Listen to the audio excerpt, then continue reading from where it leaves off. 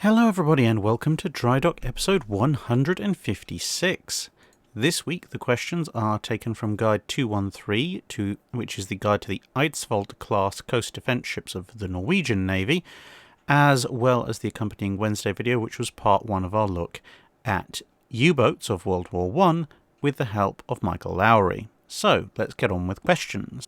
Asvad Khan asks, how different would the war in the Atlantic be had Bismarck been able to reach German air cover? Believe it or not, probably not all that different, because once she gets to France, she's going to be in the same problem that Scharnhorst, Gneisenau and Prince Eugen found themselves in, which is under constant bomb and torpedo bomber attacks from the RAF. And with Bismarck there, that's just going to step up that attempt even more so than it was historically. And the constant damage, including very nearly losing Gneisenau, is going to have, again, a similar effect historically. The Germans, they couldn't keep the two Scharnhorsts in operational condition for long enough to try and pull off a second Operation Berlin, except sailing from France. So in the end you end up with the Channel Dash. So in this case you're probably going to end up with the Channel Dash 2, except it's going to be with Bismarck as well as Scharnhorst, Gneisenau and Prince Eugen. At which point it's kind of a swings and roundabouts thing. You could point to the historic Channel Dash and say, well, Bismarck will get through, which, yeah, okay, it's possible. Or you could also argue that, well, with something as big and nasty as Bismarck in a French harbour, assuming that the RAF bombing doesn't get a lucky hit of some description, there may well be even more preparations in place in the Channel waiting for it, in which case it could go a lot worse. But let's assume, for the sake of argument, that Bismarck's not any more heavily damaged than the Scharnhorsts were during their stay in Brest, and let's further assume that they make the Channel Dash as well, somehow, at which point Bismarck's probably going to be sent with Tirpitz and Scharnhorst to Norway, because by the time any of this happens, even if they theoretically get back to Germany, now the US is in the war and more Royal Navy fast battleships will have been commissioned. So with Bismarck still extant, the chances of sending Prince of Wales and Repulse to Japan are pretty slim, so they're probably still around. And okay, Repulse is not really going to face off against Bismarck or Tirpitz, but it does mean that you're going to have King George V, Prince of Wales, Duke of York, plus Washington, possibly South Dakota or Alabama, both of which operated in Home Fleet waters for quite a while. So with those additional ships, plus additional aircraft carriers, etc., it's not really viable to try another Operation Rheinebung. So they'll probably all go and sit in Norway, be happy campers there. They might try a few additional ventures out because they've got the strength, but similarly the Allies will concentrate their strength on the Arctic convoys. So instead of having 2 battleships with the covering forces and plus a carrier, you'll probably have 3 battleships and a carrier or 2 on the covering forces, which is going to force the Allies to expend a lot more resources, to be fair. But unless something like the Battle of the Barents Sea or the Battle of the North Cape involves multiple German capital ships, and bear in mind it still doesn't solve anything with the Germans' fuel situation, so whilst they might be tempted to say, well, let's go for a big mission because we've got the ships for it, it is going to burn through a lot more of their fuel stocks at the same time. So the end result is probably that Bismarck gets hit by tall boys just like Tirpitz does. Piritskenya, I think, asks, hey Drac, this question relates to the Hood refit video. I saw on the various renders and drawing the refit appears to be carrying Mark I turrets of some description for the 15-inch. instead of the original Mark II, which doesn't seem to make much sense to me. The way you talked about the refit, I get the impression the turrets would have remained unchanged, modernised, but otherwise unchanged, which would make more sense as the Mark II had 30-degree elevation in the first place and was better armoured than the 1 and the 1-N mountings. So I'd just like to clarify whether Hood would have been refitted with her original turrets or given Mark 1N RP-12s intended for Vanguard.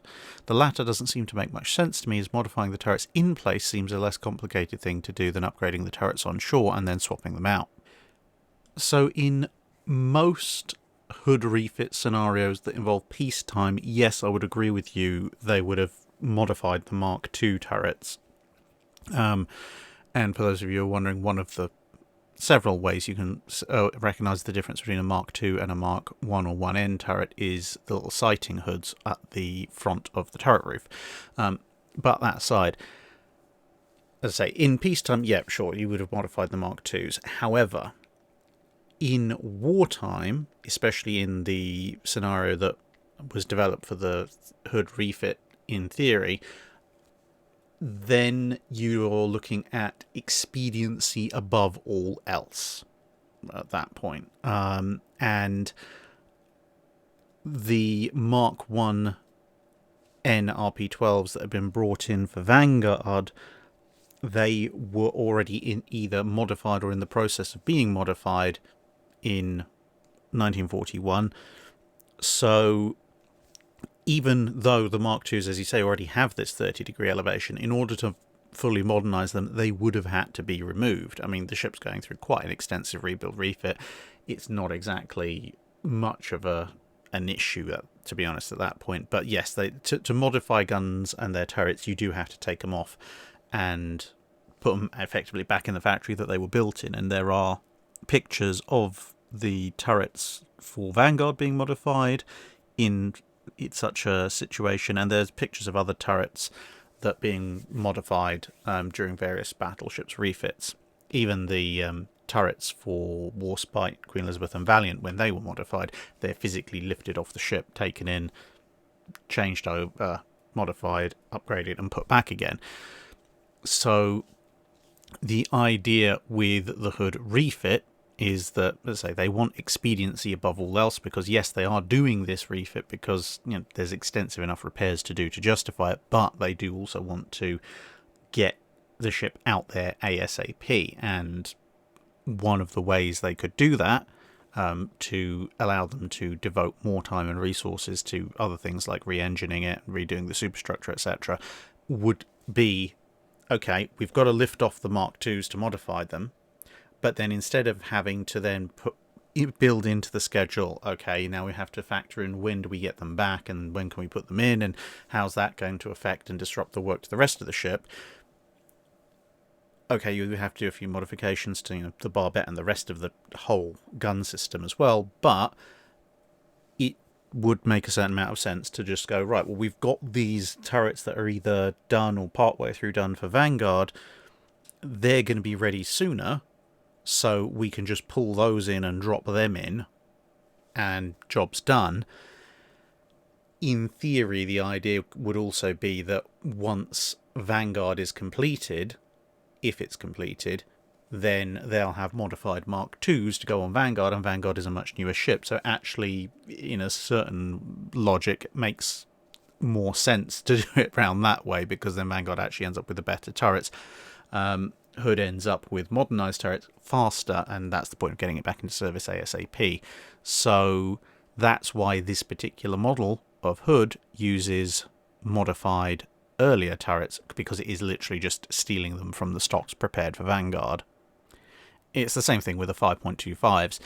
In my ideal refit of Hood, Hood would have 10 twin 4.5s or more instead of 8 5.25s. But given the most likely constraints of a sort of semi-rushed full refit in late 41, early 42, etc., again, it just makes more sense to take the stuff from Vanguard and go, right, we're sticking this on. Zachary Leo asks, who had the most realistic naval doctrine going into World War II? i.e. a doctrine that was the most accurate considering the actual fighting conditions that navy ended up facing. I think this has kind of two aspects to it. One would be if you look at the broader strategic situation, i.e. how are you going to fight the war, and the more tactical, how are we going to fight our enemies in specific battles situation. That has two very, very different answers. In terms of the overall picture of how they were going to fight the war as a grand campaign, the US Navy probably was the closest. I mean, the French obviously weren't counting on being knocked out of the war so soon. The Japanese, well, the Japanese Navy had several different ideas about how they were going to fight the war. Yamamoto was actually fairly pragmatic about how it was all going to go. He was certain that he could give the Japanese Navy about a year and then everything would go horribly wrong, which was pretty accurate. It's just that not everybody agreed with him, so you can't necessarily say that the overall strategy of the Japanese Navy was completely set in stone. The German Navy, up until very recently, prior to World War II, had been thinking about only fighting the French Navy and were still scrambling to work out how you fight the Royal Navy. So they definitely didn't have a particularly great long-term strategy. I mean, yeah, they had the U-boats and everything, but they didn't have the numbers, so long-term warfighting strategy, not their greatest strong point at that point. The Italian Navy, well, they were kind of a bit, again, built to fight the French, didn't exactly think about fighting the Royal Navy all that much until they got thrown into it, pretty much. And then that leaves you with the Royal Navy and the US Navy. The Royal Navy, they had plans to fight any one of the Germans, Italians, or Japanese. They had plans to fight any two of the Germans, Italians, or Japanese. They didn't have plans to fight all three at once. And what plans they did have for fighting multi-front naval wars did also include in most of them usually having the French on side. So in terms of grand strategy, the Royal Navy was very much left going, where have all my friends gone, and why am I fighting literally everybody apart from the United States, it seems. So, yeah. The US had moved over from its sort of most of the interwar war plan to having a war plan that did effectively look at the island hopping campaign they eventually adopted. So, in terms of naval doctrine, in terms of strategy going into the war versus naval doctrine in terms of strategy as applied during the war, the US's plans, despite Pearl Harbor, probably fit the closest to what they were thinking about in August 1939. The flip side to that is the tactical, how we fight individual battles aspect. That was probably the Royal Navy with the most realistic doctrine. So again, obviously, the French didn't really have much chance to put theirs into effect because they went out of the war.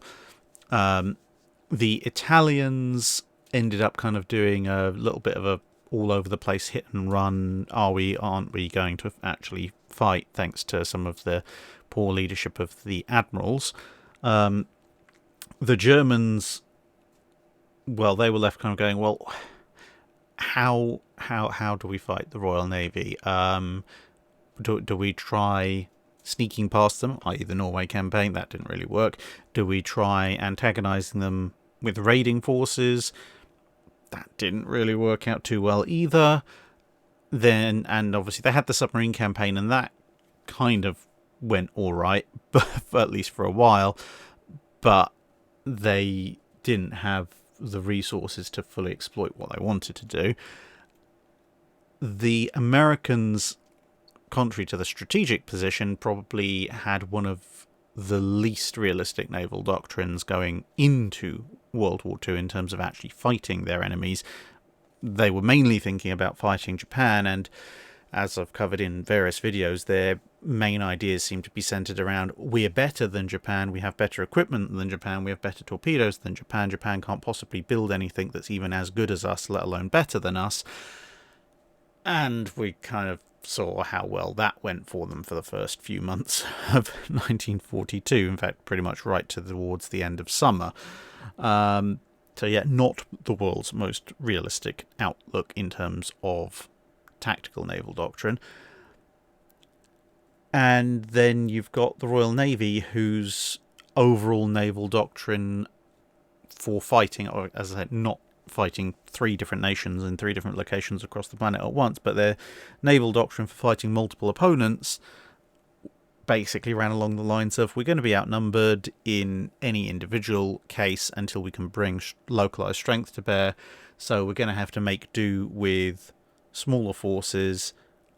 We're going to have to play things very close to ear. We're going to have to run convoys, and we're going to have to exploit our technological advances in terms of night action, both for carriers and general surface engagements, in order to try and wear the opponents down. We're not going to be able to go on the ground offensive immediately, and we're going to basically have to shadow box until we can really go after our opponents, which is basically what they ended up doing. Lots of night actions, lots of levering technological advances, etc., etc. So that's at least in my estimation. Boreas asks, if they hadn't been used for other roles by the US Navy and instead sold on to other navies, could the Saipan class have had the same kind of refits or remodelings as the Colossus and Majestic classes, such as angled decks, ski ramps, etc.? I mean, theoretically, you could refit a Saipan with similar kinds of upgrades, but I don't think if they'd been sold on they would have lasted as long or been as successful. The reason for that is that, certainly when you're looking at the Majestic class, the Majestics are just a little bit bigger.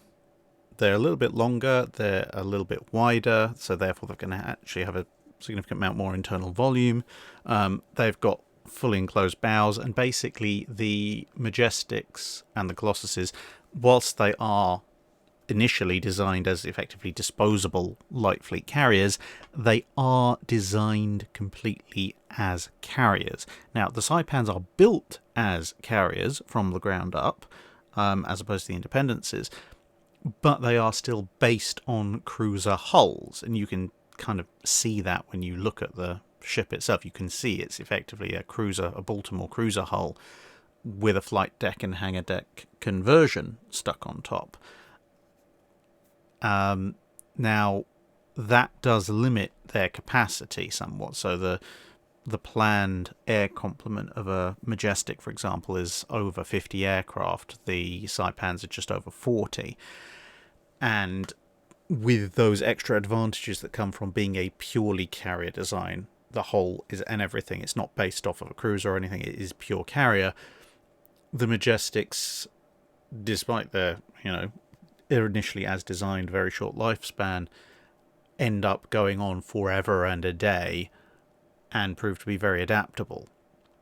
So you could potentially pull off that kind of longevity for a Saipan, but you'd effectively have to rip it down probably to the hull line and then rebuild the entire top section, which would be the kind of level of modification you'd have to do to get the similar kind of capabilities out of it as you'd get from a Majestic. So it would cost a lot more because the Majestic's already got a bunch of those changes built in. And that slightly smaller size is really going to bite when it comes to operating jet aircraft as well. So, yeah, you could, at great expense, probably have a refitted Saipan competing with something like certainly a Colossus, with the Saipan having the advantage of being a little bit faster, but it would be a slightly less capable hull form. It would be a slightly less capable ship overall, outside of the speed, and even the refit Saipans will probably be going to the breakers in the late 60s, early 70s, as opposed to some of the Majestics, which hilariously enough made it through into the 21st century. Mikhail Radek asks, could you talk through naval tactics at an admiralty level, as in, if you're a US naval planner and there's a Tokyo Express happening on your watch, how do you decide which ships to allocate to dealing with this? As in historical terms, I've always wondered why navies that should be able to allocate overwhelming force to deal with a problem end up sending a relatively dinky cruiser squadron and get themselves involved in something like Savo Island.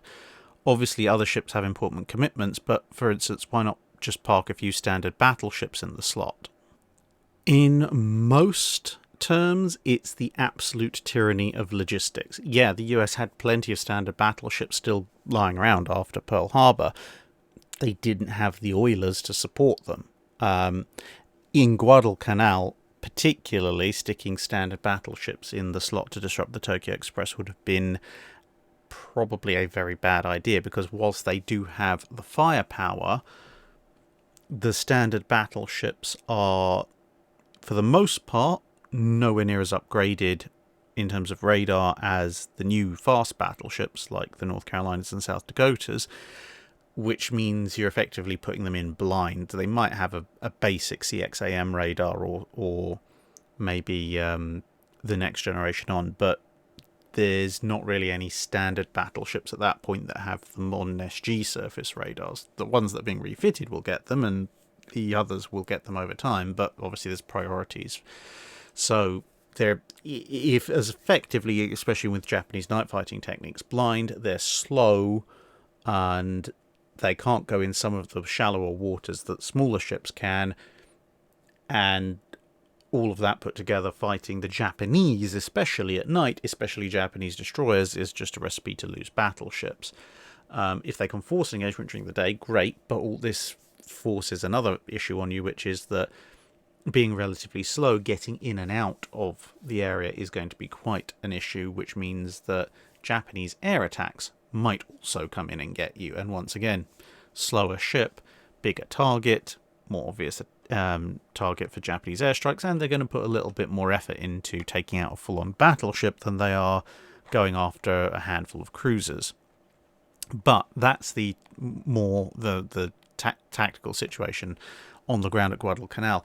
But in terms of overall how you allocate ships to this kind of thing, as I say, it's the tyranny of logistics. So if I'm a US admiral looking at a situation like Guadalcanal, I can't send carriers in because I don't have that many of them, and also carriers are terrible at operating at night if I'm in the US Navy and I'm trying to stop the Tokyo Express. I can't send the standard battleships in for the reasons I've just explained. I've got very few fast battleships, so they're running escort with the fast carriers. Eventually, obviously, Halsey does have to send them in because he's run out of everything else, but that is a last ditch, because they've got almost all the same issues that the standards have, except for speed, because they're a bit faster. But the flip side is you've only got one or two of them in the theatre, so if you lose one or get one badly damaged, you have a lot of problems. And there's still a fairly major Japanese surface fleet elsewhere. Yamato and Musashi are still around at this point. You've got all the other pre-war Japanese battleships, although obviously some of the Congos get knocked off during this campaign. So you can't really afford to be committing a battleship to an area where the Japanese aren't committing battleships for the most part. If we're talking about the Tokyo Express specifically, rather than some of the earlier actions. Because those battleships might turn up elsewhere, and if they do, that's where you're going to need your fast battleships. So now we've eliminated capital ships from the consideration. That leaves us with cruisers and destroyers. Well, the Japanese are sending in cruisers and destroyers, so cruisers it's going to have to be as a minimum with the destroyer escort. And then you've got to look at, okay, so do I have the oilers and oil resources to support my cruisers out there? Great. Okay, I do. Fantastic. So how many cruisers do I have as a fleet total? Okay, well, some of those, if I'm in Admiral King's position in charge of the whole US Navy, some of those are going to have to be allocated to the Atlantic, so I've got a reduced number I can put in the Pacific. Of those, I've got cruisers that are needed other commitments within the Pacific. So I now have a subset of the cruisers assigned to the Pacific, which I can put into the Guadalcanal campaign. Of that list, some of them are going to be in refit, some of them are going to be heading into refit, some of them are going to be working up from refit, so I've got to take all of those out of the equation. And then that leaves me with a much smaller number of cruisers compared to what I theoretically have on paper who can actually be in the theatre, and then it's of those, which ones are actually anywhere near Guadalcanal, because I might have a cruiser that, sure, I can assign it to the Guadalcanal campaign. It's currently in San Diego, so it's going to take a little while to get there. So now you've got this subset of a subset of a subset of a subset of your cruisers.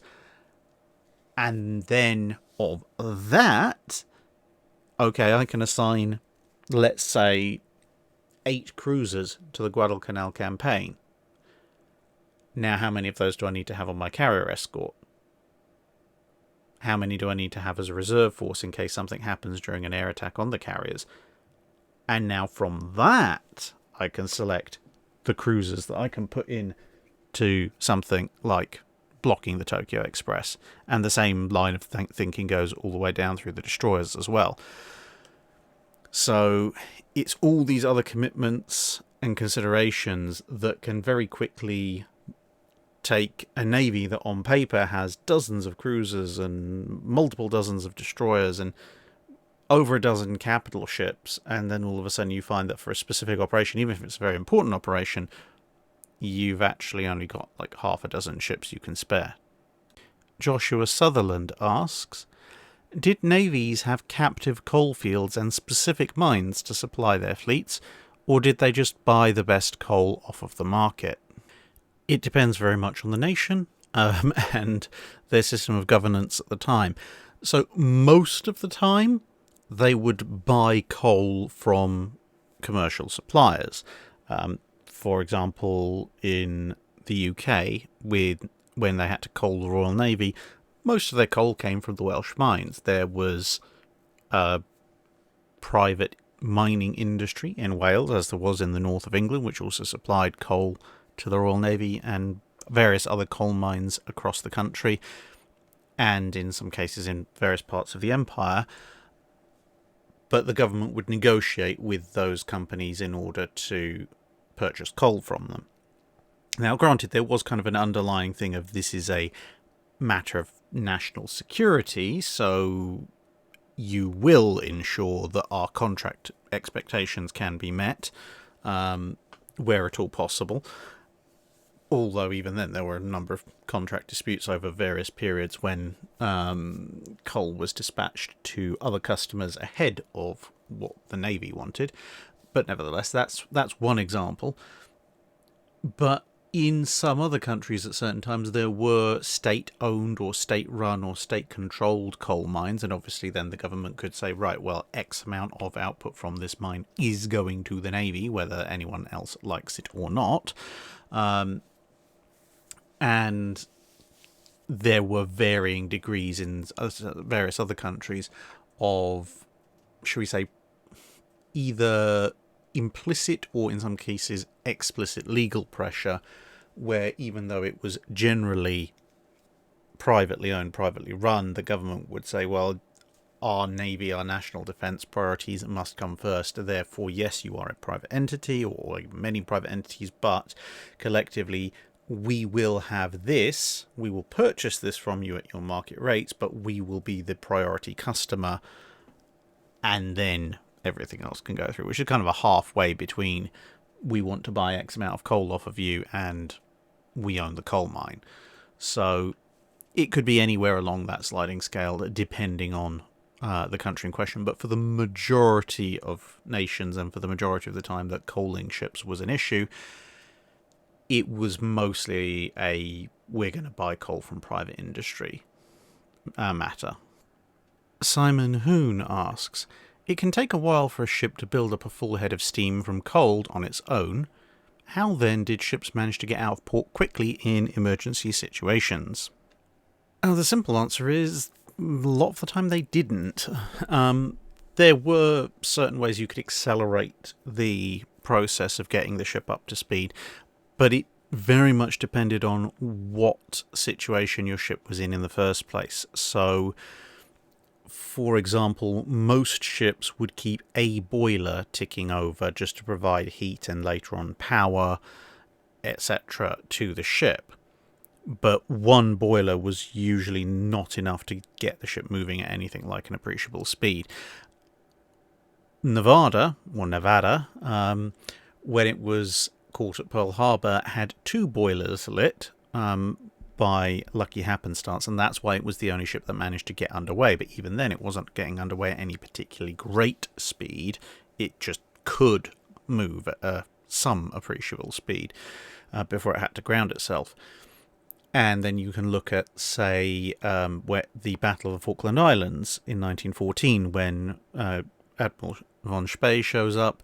The British battle cruisers have not got steam up, and Sturdy ends up, although the ships are spotted very early in the morning, he ends up sending his crews to breakfast after they've been spotted, because he knows full well there's no way his ships are getting speed up in the next half hour to an hour or so, so they might as well all eat.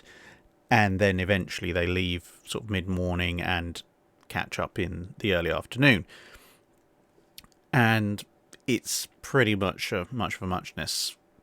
If there's a real emergency going, it depends on what kind of emergency it is. If it's an emergency where the ship's there and the ship knows that something could go wrong, badly wrong in the future, and has made certain preparations for it, they might have enough boilers lit to be able to draw them up and get moving immediately and draw them up to full power relatively quickly and light the other ones off. So, for example, if you are, say, caught in a hurricane or a typhoon or a cyclone or whatever part of the world you happen to be in, if you know that that's coming at some point, you can make preparations and have your various boilers ready, and then when it hits, you're now in an emergency situation, but you're ready for it.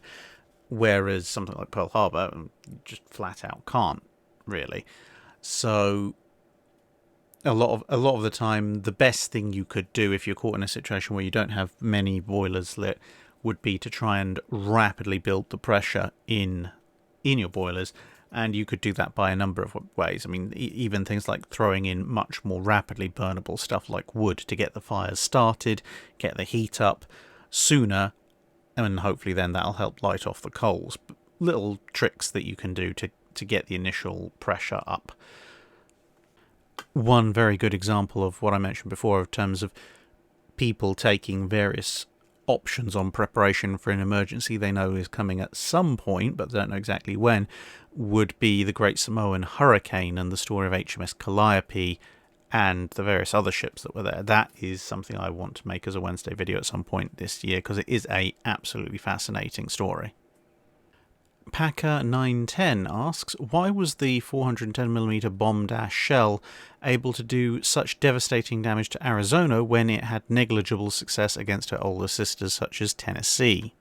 Well, first just a quick bit of clarification. Arizona is in fact an older ship than Tennessee, but nevertheless, the reason the bomb did such massive damage to Arizona was because it set off the magazines, and this is, like with Hood, just one of those pure bad luck incidents from World War II, and indeed from World War I as well.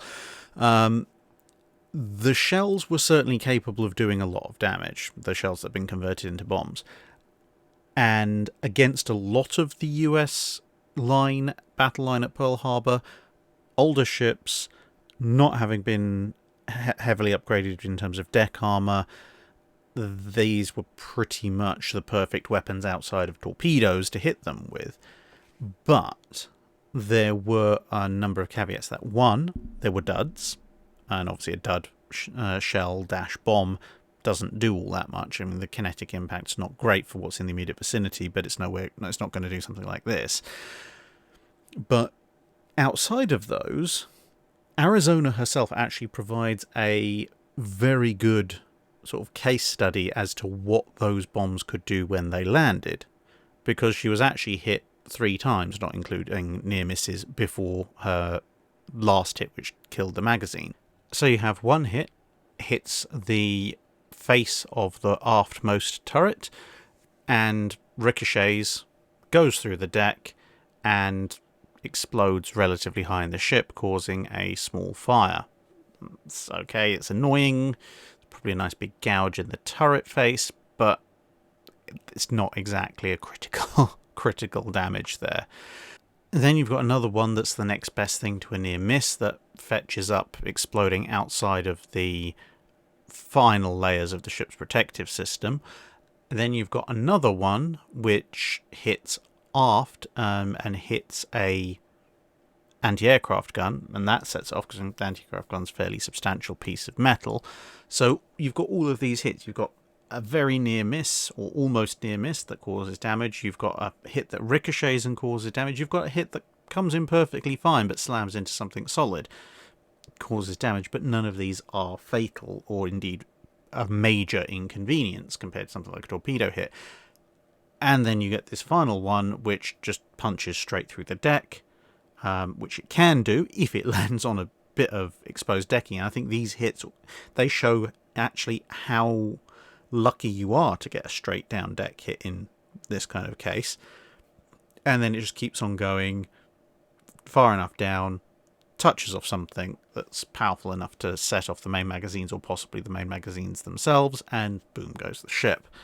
So it's really a case of pot luck. What are you going to hit? Because even if you manage to find an area of the ship that you can hit where the bomb will actually hit the deck and keep going through the deck without bouncing off or hitting anything major on the way, like a turret or an anti-aircraft gun or a bit of superstructure or whatever, you've still got to, in order to do something like Arizona, you've got to hit in an area close to the magazines. If that hit on Arizona had been 30-40 feet forward and ended up punching through somewhere in the bow section, exploding deep in the ship wouldn't have been helpful, but it would have caused flooding, and that's about it. Same thing with aft, except aft it might have wrecked some of the steering gear or maybe damaged a propeller shaft. And amidships, okay, it could have damaged a funnel uptake, might have detonated in a machinery space or something. That wouldn't be very good for the ship if it was underway, but in terms of it being in harbour, it again would have been inconvenient but not a massive issue compared to what was happening to Oklahoma or California. But there are the main magazines, and if you happen to luck out and get this hit near the magazines, well, that's all she wrote. Ram Scarata asks, I'd be interested in book recommendations, not along the traditional lines of facts, but more into the direction of how it felt for the men aboard, daily life in peacetime and wartime, etc., etc. My main interest is in the Royal Navy in both World Wars as well as the interwar period. Any ideas? Highly appreciated. Well, I can quite happily provide you with some recommendations for that. I would massively recommend the book that is appearing on your screen right now. You've heard some extracts from it at various points, but much as I've said before, my encounter with HMS Victory at age 4 put me on the path to where I am today, talking to you lot. This was the first naval history book that I was bought, also by my grandmother. I still have my original copy. It's very well worn, but it is an excellent publication. It's also written by Julian Thompson, who is a very lovely man. I've had the pleasure of meeting him, albeit because of the pandemic over Zoom. But yeah, he fought at the Falklands in the Falklands War of 1982. He was in charge of the Royal Marines, the landing force. So yeah, he knows what he's talking about, and he was able to either talk to survivors of the Second World War or work through the Imperial War Museum's archives where they were no longer with us. And this book that he put together is, as I may have mentioned before in a few other videos, about 75 to 80% pure survivors' accounts, and just talks through the war with the minimum possible bridging text to explain the situation. So yeah, if you want to know what life was like for Royal Navy sailors in World War II, this is the one to go for. There's a similar book, also by Julian Thompson, which covers the Royal Navy in World War One. So I'd recommend that as an excellent companion piece if you want to hear about what it was like in World War One. If you want to know more about a specific engagement, there is a book called Voices from Jutland, or Voices of Jutland, which, clues in the name, is again a similar kind of thing, told where you hear about the Battle of Jutland as told from the perspective of the people who were at Jutland. So I think those three, if you're interested in the Royal Navy, would be my top three picks, starting with this one, Imperial War Museum Book of the War at Sea, the Royal Navy in the Second World War.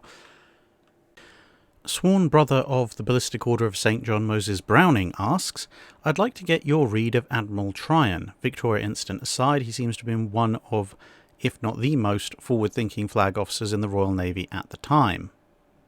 He appears to have recognised problems, put time and effort into solving the problems he saw, and expected his subordinate commanders to be able to think for themselves.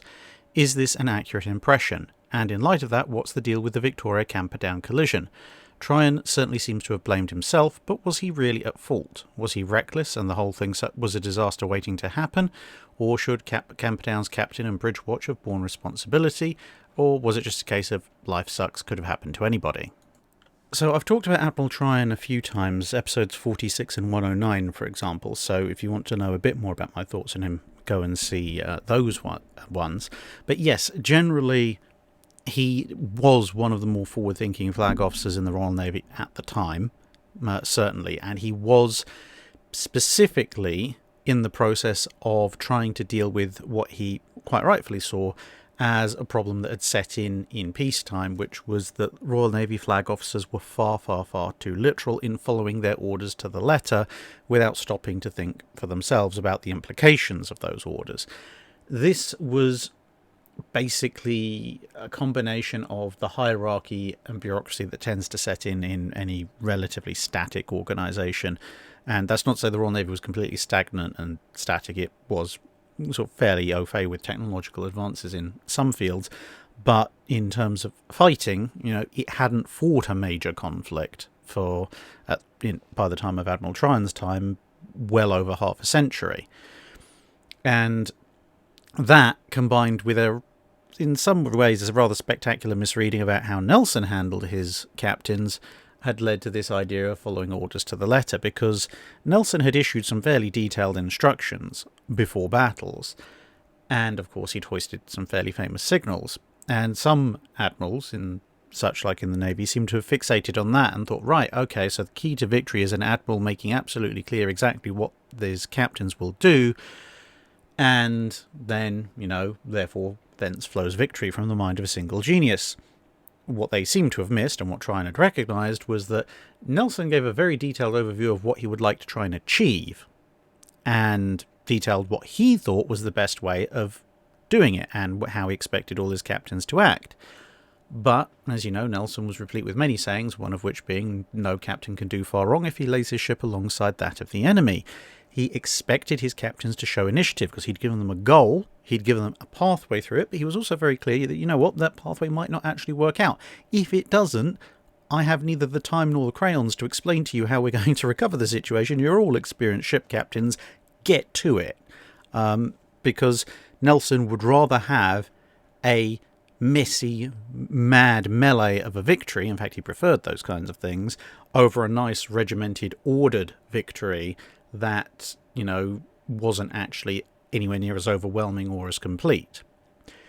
Tryon was trying to, hilarious enough, break the mould of that rather static line of thinking and get people to recognise that, we have to think for ourselves on each and every ship.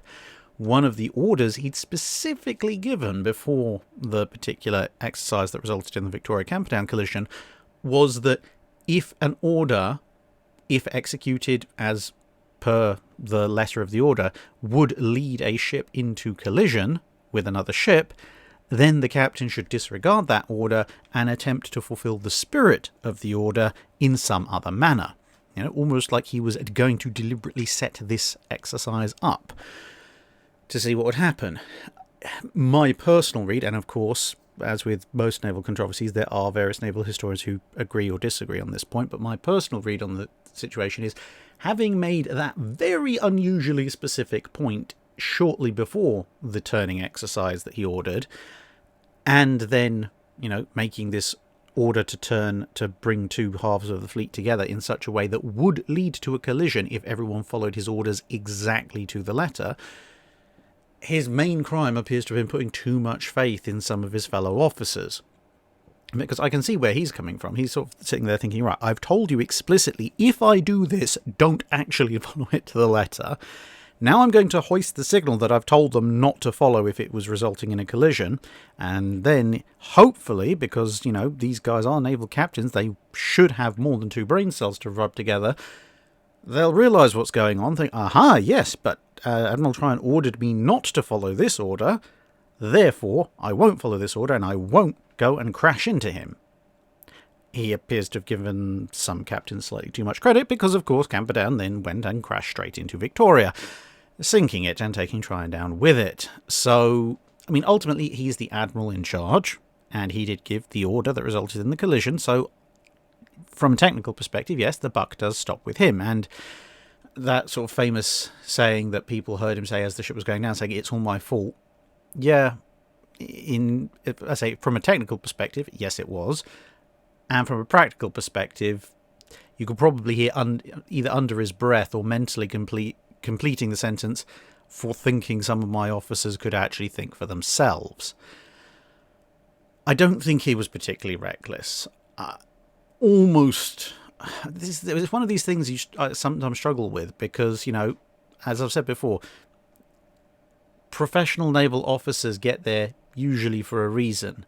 So it's difficult to think how on earth they could possibly have gotten this wrong, but they did. So, I personally, from a slightly detached perspective, would put the fault on them. Tryon basically set this situation up, it seems, to force them to think for themselves, and they failed in that. So yeah, that's basically my opinion on things. From a legal, technical perspective, it's Tryon's fault, but from a practical perspective, it really is the fault of the idiot who smashed into Victoria. Bill Steen asks, before the Dreadnought was designed, was there a specific designation for the type of battleship we now call a Pre-Dreadnaught, or were they simply referred to as a battleship? There was still some holdover from the actual ironclad era, with people calling them ironclads or armourclads occasionally, but by and large they were just referred to as battleships. The subtle distinction there was compared to dreadnoughts and pre-dreadnoughts once that split came up was there were references to first and second class battleships. That kind of survived a little bit into the dreadnought era, but not too long, because all dreadnoughts were referred to as first class battleships. Some pre-dreadnoughts briefly were referred to as second class battleships, but the dreadnought pre-dreadnoughts bit kind of took over. Anyway, the first class battleship for the sort of 1900 to 1905 period was what you typically think of as a pre-dreadnought. 18 knots, mid-teens of thousands of tons, 4, 11, 12 or 13-inch guns, armour to match, and a secondary battery of 6 inches or greater.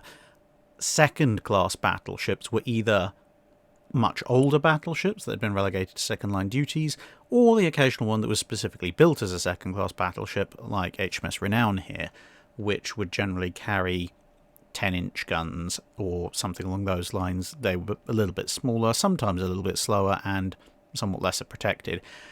Quite where the line between a second-class battleship and a first-class armoured cruiser lay, especially given the Americans built several armoured cruisers with 10-inch guns, was a somewhat blurred and contentious issue in certain circles. Luke Murphy asks, we hear a lot about the performance of the Type 93 Long Lance, and for good reason, but how did Japan's pre-Type 93 arsenal compare to the torpedoes in other navies? For the interwar period, generally speaking, pretty favourably. The Japanese torpedoes either tended to have slightly more range at approximately the same speed as other nations' torpedoes, with the exception of perhaps the odd monster or weird one like the 24.5-inch torpedoes fitted to Nelson and Rodney, which could go a very long way.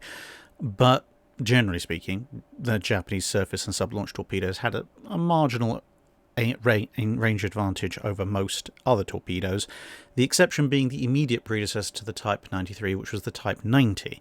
This had a range that was more in line with everybody else's torpedoes, but it was considerably faster, being capable of 46 knots at top speed, obviously not going at absolute max range at that speed, but considerably faster than, again, practically anybody else's torpedoes. Japan had really embraced the torpedo, and broadly speaking, their torpedo arsenal in the entire interwar period could reasonably be described as a whole as superior to almost everybody else's torpedoes.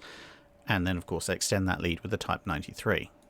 Nathan Huey asks, at the Battle of the Philippine Sea, Japan lost the bulk of her skilled pilots and sealed her fate in the war.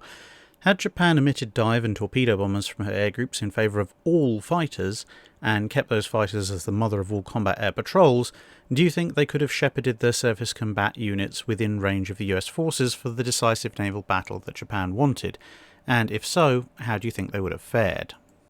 It's actually quite an interesting dichotomy in air groups at Philippine Sea historically, because the Japanese proportionally actually had a lot of fighters. Their overall balance of aircraft was actually far more heavily weighted already towards fighters than the US air groups did. And on top of that, there's an interesting reversal in terms of strike aircraft. Japanese strike aircraft were composed almost entirely of torpedo bombers. There were very few VAL dive bombers in the entire Japanese formation, whereas in the US fleet, it was almost the other way around. There weren't very few Avengers, but there was a overwhelming majority of Helldivers and Dauntlesses as compared to Avengers when you looked at the US strike aircraft. As I say, the ratio wasn't quite as bad as the torpedo to dive bomber ratio was in the Japanese Navy, but it is, for all practical effects, a reversal of that particular balance.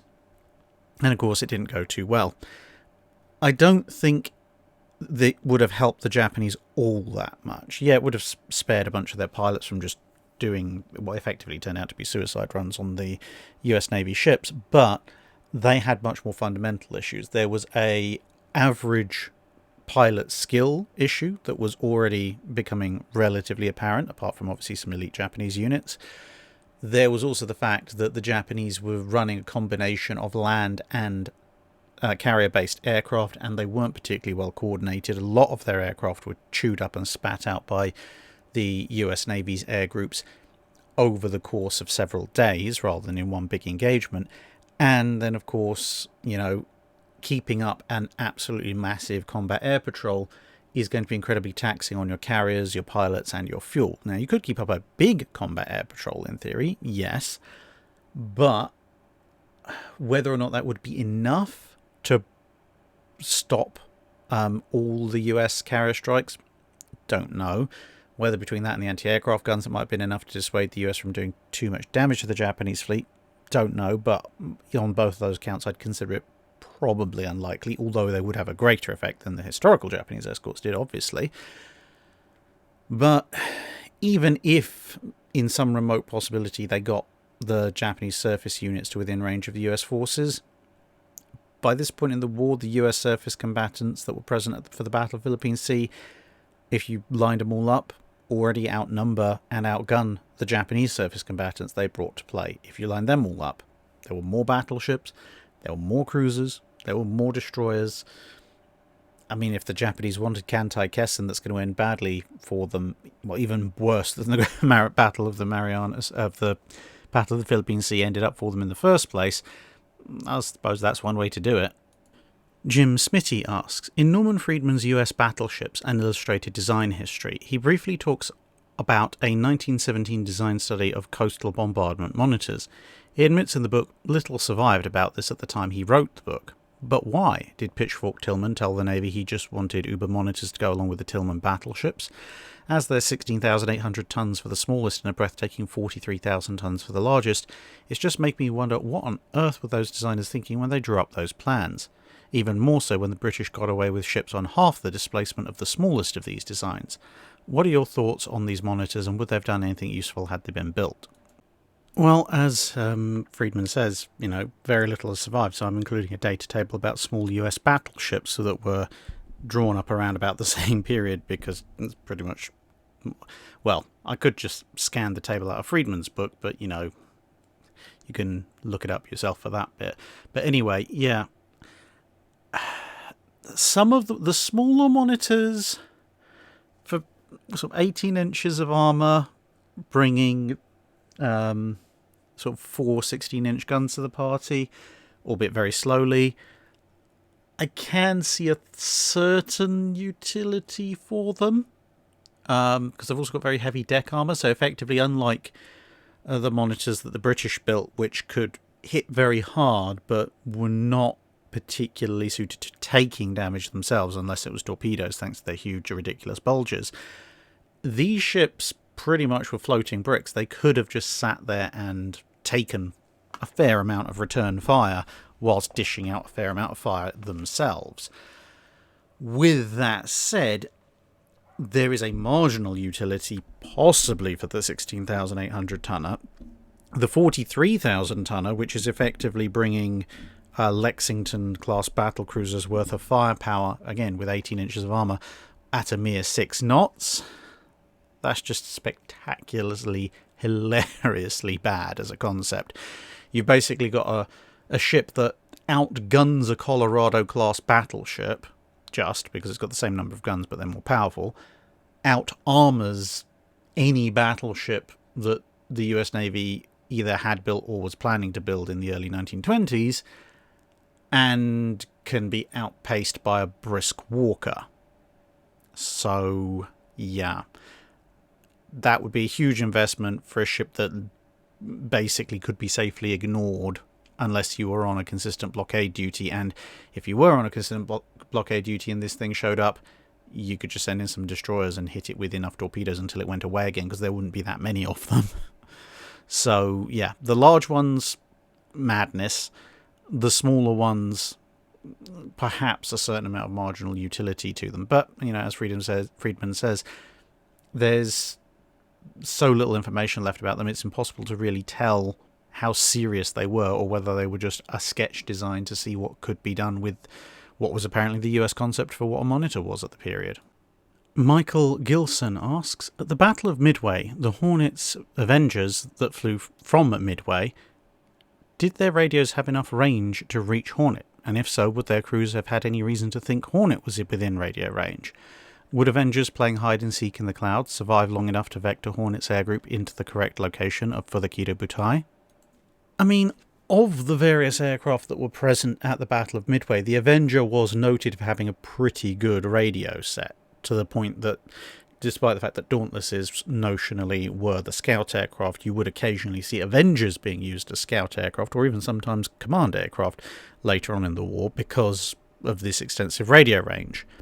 However, in terms of Avengers flying from Midway having enough radio range to reach Hornet, I don't know enough about the capabilities of the Avengers radio set to say definitively, but I would probably put my finger on not.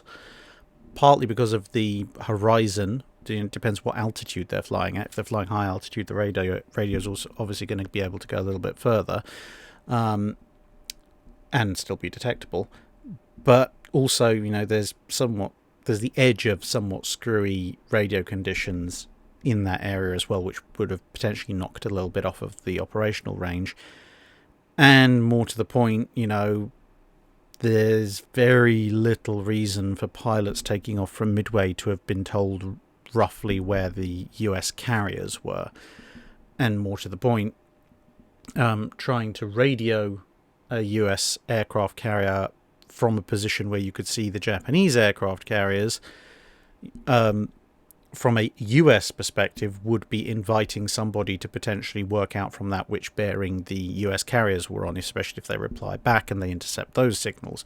Whether or not that would actually happen, you could argue one way or the other, but if you're a US carrier officer or you're a US squadron commander, you take the worst case scenario. And could it happen? Yes, it very definitely could. Therefore, let's not do that because the consequences don't really bear thinking about. Other than that, would Avengers playing hide and seek in the clouds survive long enough to vector Hornet's air group on the correct location for the Kido Butai? Almost certainly not. Because for one thing, radioing Hornet is not the same thing as radioing Hornet's air group. And yeah, Avengers are many things. Able to stand off against Zeros intercepting them for prolonged periods of time, they are not. So yeah, overall, very unlikely that this is going to happen. Kelsey Bull asks, in the ironclad era, other than the US Civil War, were there any other major riverine ironclad naval clashes? Well, there were plenty of clashes between ironclads and there were plenty of river battles, but clashes between ironclads on rivers were somewhat sparse in the ironclad era specifically. I think probably about the closest you're going to come in terms of major battles of properly armoured ironclads fighting each other in the ironclad era, practically on or in a river, other than the US Civil War, is probably going to be the Battle of the Yalu River in 1894, albeit that's right at the entrance of the Yalu River. Technically, some of the Chinese vessels start inside it, so kind of an edge case at that point. But yeah, pretty much all the other big riverine battles, like the Battle of Riachuelo, they involve modern warships, but not ironclads. Whereas the ironclad battles, like Lissa, are not fought in rivers. So yeah, close, but probably not quite any cigar. And that concludes this week's episode of The Drydock. Thank you very much for listening, everybody. No particular channel admin this week, other than a quick update on whether or not I'll be able to make it to the USA this year. Thus far, obviously, we're coming up to the end of July, and there is no movement on whether or not they're actually going to let people from the UK into the USA. And so with, the time that needs to be booked, time that needs for preparation, and time needed to book ahead in order to not pay absolutely extortionate amounts for transatlantic flights, the window of if I'll be able to make it to the US is very rapidly closing. I didn't think it would take this long for, people to talk amongst themselves and agree to some form of coherent travel plan, but, well, that's modern politics for you, I guess. I will keep you updated, obviously, but to be perfectly honest, if there isn't at least some news one way or another in the next couple of weeks, it's probably not going to happen this year either, unfortunately. Sorry to disappoint, but, there's not an awful lot I can do about it.